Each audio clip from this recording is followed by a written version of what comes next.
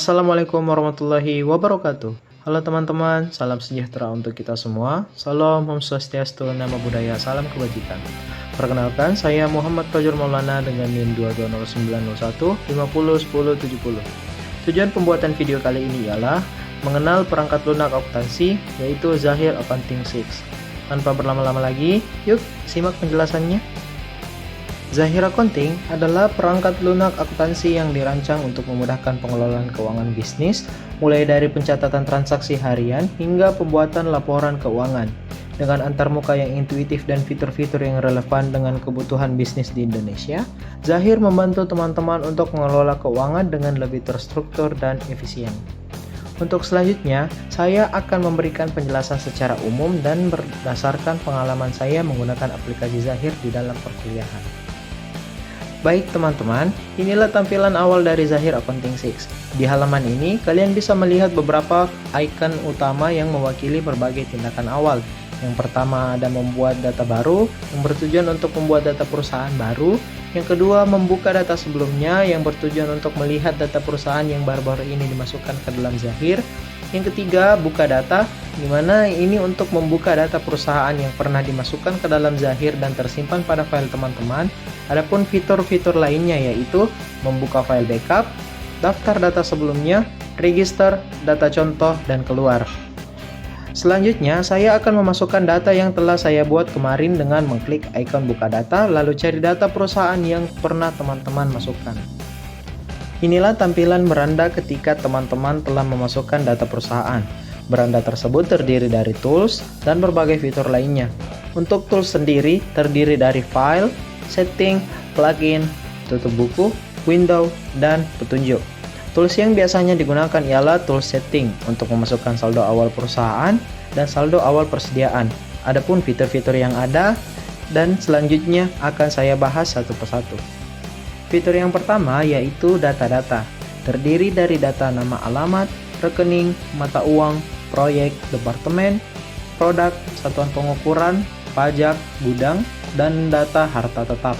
Fitur tersebut berguna untuk memasukkan data-data awal dari perusahaan yang telah saya masukkan sebelumnya.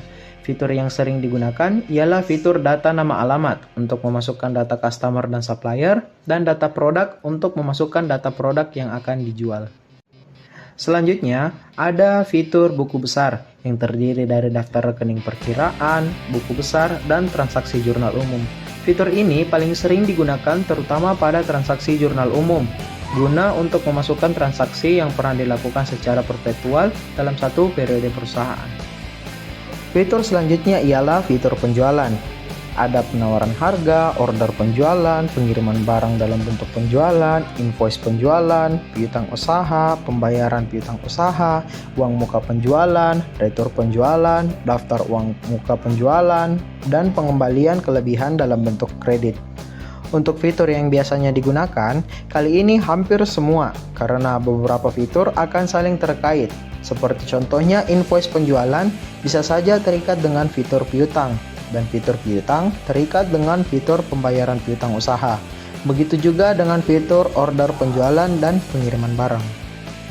Fitur lainnya yaitu pembelian. Ada permintaan barang, permintaan penawaran harga, order pembelian, pengiriman barang pembelian, invoice pembelian, hutang usaha, pembayaran hutang usaha, uang muka pembelian, retur pembelian, daftar uang muka pembelian, dan penerimaan kembalian dalam bentuk debit.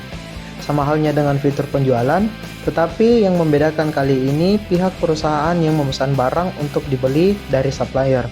Fitur-fitur di dalamnya pun saling terikat. Ketika kita menggunakan fitur invoice pembelian, bisa saja fitur yang harus kita gunakan selanjutnya ialah hutang usaha, pembayaran hutang usaha, ataupun fitur order pembelian dan pengiriman barang pembelian. Fitur kali ini yaitu kas dan bank. Terdiri dari kas masuk, keluar, transfer kas, rekonsiliasi bank, giro masuk, dan giro keluar. Untuk fitur-fiturnya sendiri, sangat terikat dengan transaksi yang berhubungan dengan kas atau bank. Fitur yang biasanya digunakan bagi perusahaan, biasanya kas masuk dan keluar yang berhubungan dengan transaksi pendapatan, beban, dan transaksi bank lainnya. Selanjutnya ada fitur persediaan. terdiri dari data produk, pemakaian atau penyesuaian barang, pemindahan barang, transfer barang antar gudang, stock of name, produksi, perakitan, penguraian, penerimaan barang konsinyasi, penentuan harga jual, dan manajemen persediaan.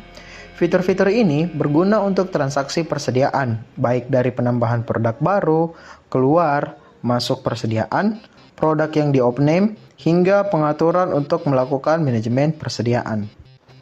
Lalu, untuk fitur yang terakhir ada laporan, dan laporan tersebut terdiri dari yang pertama ada laporan keuangan, yaitu berbagai jenis laporan arus kas, laba rugi, dan jenis laporan neraca. Teman-teman bisa memilih laporan jenis seperti apa yang teman-teman butuhkan, sesuai dengan kebutuhan atau keinginan perusahaan.